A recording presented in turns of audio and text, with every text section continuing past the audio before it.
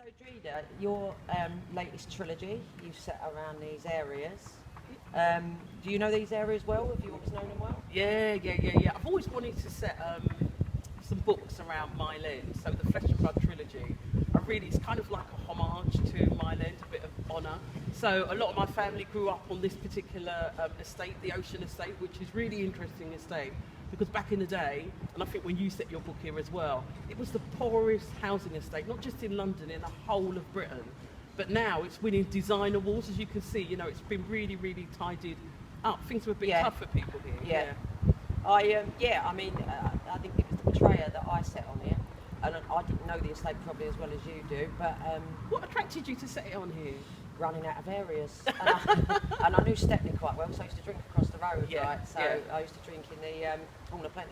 Horn of Plenty, yeah. Which is now gone, ceased to exist. Yeah, but, well, a lot of the pubs are going, aren't they, in the East End? End? Unfortunately they are. Yeah, that really. was a great but pub, even up to about 8 or 10 years ago. Yeah. But it was great. But so I just love it. And we won't see it today, but I used to teach at the other end.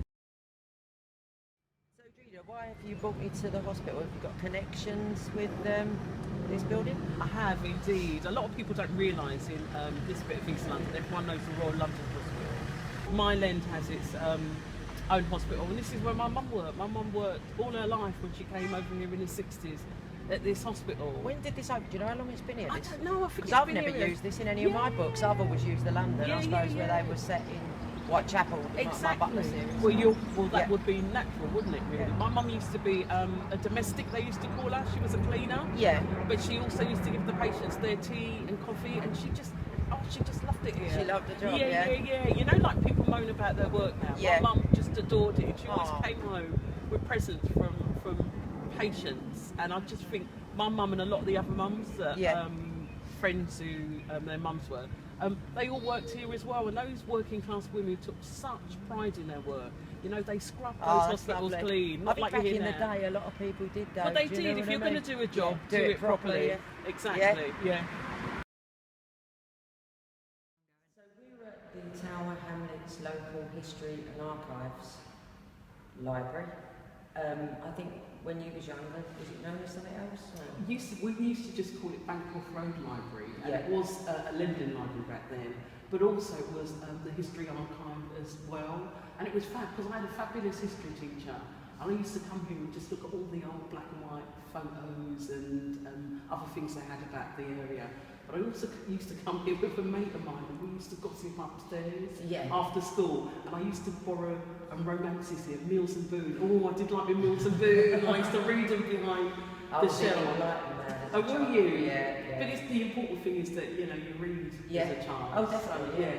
Yeah. So it's just really interesting to be back, and I hear the old lending library. God, since I was about 17. Don't say that was a long time ago. That wasn't too long. Lots of men. I bet you used to talk about boys at the time. We won't tell Tony. So you tell me your dad used to live around this area?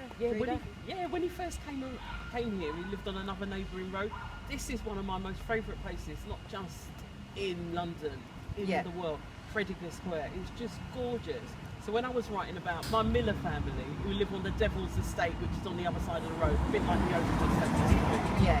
But Babs Miller, the mum, she cleans at a house around here. Oh yeah. And back in the early 90s, Regeneration Square was still beautiful, but it was very different. And actually what the council did was, I think coming towards 2000, they put a lot of money in here to regenerate the area. So is that family in your whole latest trilogy? Yeah, the Millers. Yeah. I want to write about a group of women. So you've got mums, Babs Miller. Yeah. You've got her two daughters, Jen and Tiffany. You meet Jen and Tiffany when... That's the book I've started on. Yeah. I've started writing it. And I've finished the second one now, Blood Mother. And so that goes all the way back to 1972. One's a nice girl and one's not so nice. A bit like me and you, Dreda. So 1972 Blood Mother, Regeneration Square becomes really, really important to the story. All right. And I called it a different square. I called it to getting up to Bancroft that part. Square, I think. Yeah. Why did you change the name of it? Do you know what? I've got a thing about writing with real names of places sometimes. See, I'm the opposite. All mine, I have to go down the real route. I use the big name like Mile End and stuff, and some real, but sometimes I worry about if I'm setting something here, I don't want to ghettoise people, or you know, or people say this and that really. And Threadneedle Square is so beautiful. I just decided to call it Bancroft, but I kind of like springboarding. I'll probably upset the whole of Whitechapel with my latest series, but there you go. I don't really care.